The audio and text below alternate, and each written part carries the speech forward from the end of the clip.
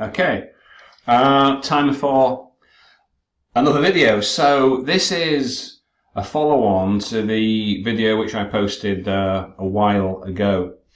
I took a look at a letter based on a recall of Ms Susan Jessup.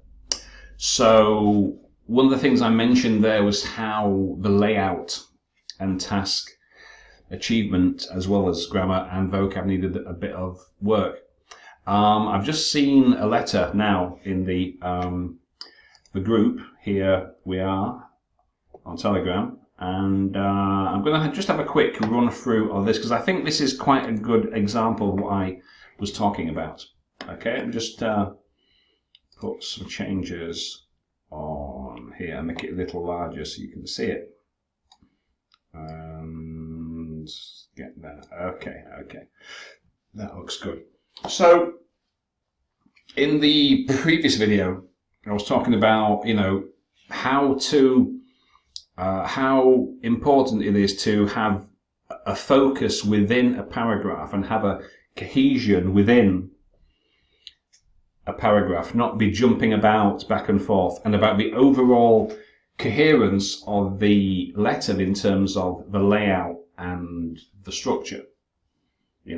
So the previous one, it kind of was jumping about a little bit. It wasn't so clear as it could be in terms of layout. Well, this one is better, so we'll have a look at it. Now, just in case you don't remember, I've got the case notes here.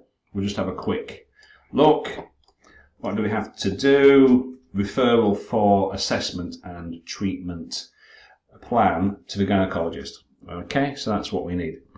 I went through all this in the previous video, so I won't go over it again. So, good, clear introduction. I'm writing to request your assessment and treatment, or treatment plan for Ms Jessup for her menopausal symptoms. So that's good. We've got a clear reason. So the reader, as soon as they see this, you want me to do, etc. There's no, I'm writing to refer without saying, what it is you want the reader to do. So that is good. So medical and family history now.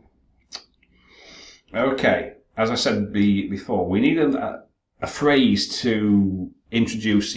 Don't just drop a paragraph in without some introduction. Don't just drop a sentence in without some gambit, some introduction. So regarding her medical and family history. So now, why do we have present perfect? She has had. If we know when, surely it should be the simple past. Yeah? Because the simple past is when the time is definite, when we know it, and indefinite time should be present perfect. So, regarding her medical family history, Ms Jessup had deep vein thrombosis in September 2006, which she was treated with low molecular heparin. Do we need this? What's that got to do with her menopausal symptoms? So we can omit that. That's not relevant at all. Please note she smokes about 20 to 25 cigarettes, because they're countable, a day, and also lives a sedentary lifestyle. Now, I would have put a little bit more in terms of this.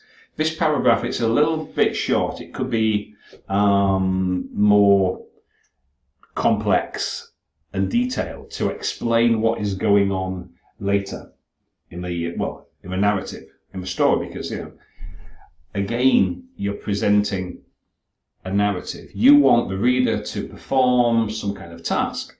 They want to know why. So either you give them the main issue or you give them the history that leads up to the situation that you want them to take action for. Okay. So today, Ms Jessup presented with complaints of increased night sweats, symptoms at night, and stress from work and caring for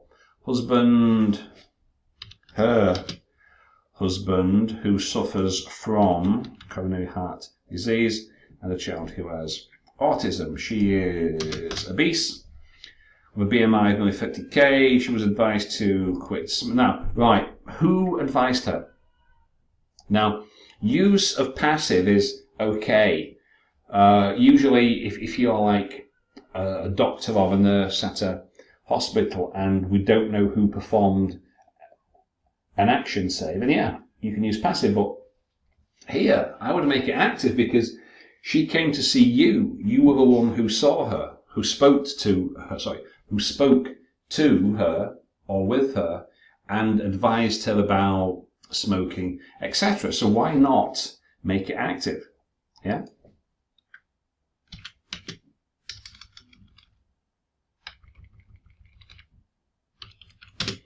Okay. Quit smoking, modify your lifestyle in terms of diet and proper use of gym, or now we usually say the gym, you know, the cinema, the gym, the TV, the radio, etc. So we usually use a definite article there. Why is it passive? I mean, I know it's supposed to be formal, but you know, you were the one who performed the action, right? So we don't really need passive. You discussed it, okay? I also discussed stress management exercise and HRT with its side effects. Or as well, I'll leave that on. I also discussed management and side effects as well. Just to be reviewed, instead of just putting that in, put a little phrase, please notes used to be reviewed after 3 months. So this looks, oh, just got a message from someone. I'll take a look at that in a second. So now this does look a little bit short. Now I'll check the word count. Let's just have a quick look. 180, right on 180. So it is a little bit short. Now if you compare this with the previous one, I can't remember what that was, but it was certainly more than 200 words. And while that itself is not a problem, 180 to 200 is a recommendation. But if it's too short, and this is right on the edge, there's a danger that you might not include enough information. The criteria does mark you down if you don't include sufficient detail. So the reason I want to compare this with the previous one was in terms of layout and structure. This is laid out in a better way. However, this one is a little short and there's some detail that you could include to make it better. Apart from that, we've got some pronouns, prepositions. I'd make it active instead of passive, and you've got that use of present perfect when it should be the simple past, and irrelevant information there. So this isn't bad. It could be a little longer, a few more sentences in the history, maybe a sentence or two here to explain and fill things out a little bit more. But in terms of layout, if you compare this with the previous one, you can see this definitely works better, I think. Okay, so I hope that helps. As before, any questions you can contact me on Telegram in the Prepare OET group, or you can write to me at my website info@englishrightnow.com. So I'll see you soon.